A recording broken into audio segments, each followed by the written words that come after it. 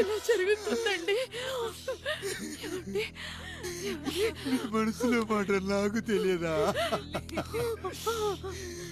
నేను చచ్చిపోతున్నాను, మీరు ఇంకో పెళ్లి చేసుకోండి అని అంటావు కదా.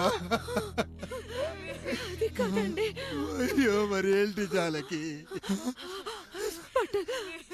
హాస్పిటల్కి తీసుకెళ్ళండి. హాస్పిటల్